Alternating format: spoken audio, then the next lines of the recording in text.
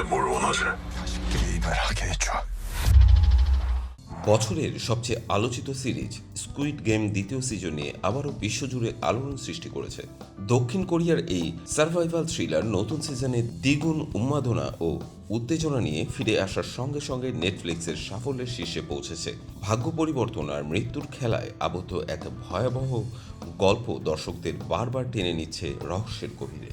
২৬ December মুক্তি পাওয়া এই সিজনের গল্প শুরু হয়েছে প্রথম সিজনের চমকপ্রদ সমাপ্তি থেকে। প্লেয়ার নাম্বার ৪৫৬ অর্থাৎ সিয়ং গি হুন এবার ফিরে এসেছে প্রতিশোধের আগুন নিয়ে।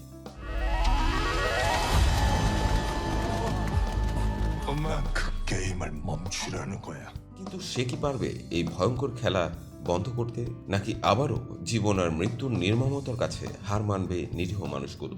এই প্রশ্নের উত্তর খুঁজতে দর্শকরা রীতিমতো হুমড়ি খেয়ে পড়েছে। মুক্তির প্রথম ৪ দিনে ৪৮৭ মিলিয়ন ঘন্টা ভিউ অর্জন করেছে দ্বিতীয় সিজন। এটি নন ইংলিশ সিরিজের ইতিহাসে এক নতুন মাইল ফলক। বর্তমান বিশ্বে ৯২টি দেশে এটি ১ নম্বর স্থানে রয়েছে। এদিকে নতুন বছরের প্রথম দিনে নেটফ্লিক্স ঘোষণা করেছে চলতি বছরেই আসছে স্কুইড গেমের তৃতীয় সিজন। যদিও নির্দিষ্ট তারিখ প্রকাশ করা হয়নি, তবে সংবাদ মাধ্যমের মতে এটি ২৭ জুন স্ট্রিমিং হবে। দ্বিতীয় সিজনের সমাপ্তি পর্বগুলো এমনভাবে তৈরি করা হয়েছে যা তৃতীয় সিজনের জন্য আগ্রহ বাড়িয়ে দিয়েছে। দ্বিতীয় সিজনের পোস্টারের ট্যাগলাইন ছিল খেলা শেষ হবে না, যা শেষ পর্বে প্রতিফলিত হয়েছে। তৃতীয় সিজনে Hollywood mega star Leonardo di ক্যাপ্রিওর উপস্থিতি নিয়েও গুঞ্জন শোনা যাচ্ছে। গণমাধ্যমের মতে একটি বিশেষ চরিত্রে দেখা যেতে পারে তাকে, যদিও নির্মাতারা এখনও এই বিষয়ে নিশ্চিত কিছু বলেননি।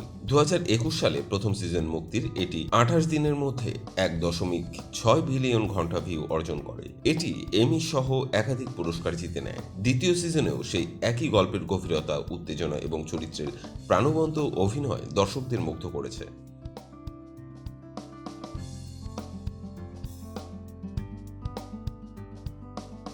দ্বিতীয় সিজনেও আবার সিয়ং গি হুনের চরিত্রে ফিরে আসছেন লি জাংজে। তার সঙ্গে যুক্ত হচ্ছেন আইএম সিওয়ান, কাং হা নেউল, লি জিং উং ও পার্ক গিউ ইয়ং। এই সিজনের পরিচালনা করেছেন দক্ষ নির্মাতা হোয়াং দং হিউ। দ্বিতীয় সিজনের শেষ পর্বে দর্শকদের সামনে রেখে গেছে একাধিক প্রশ্ন ও রহস্য। তৃতীয় সিজনের জন্য তাই ভক্তদের উত্তেজনা এখন তুঙ্গে। মাত্র কয়েক মাসের অপেক্ষা, এরপরেই ভাগ্য ও মৃত্যুর ভয়ঙ্কর খেলায় আরও একবার ঝাঁপিয়ে পড়বে সিয়ং গি হুন।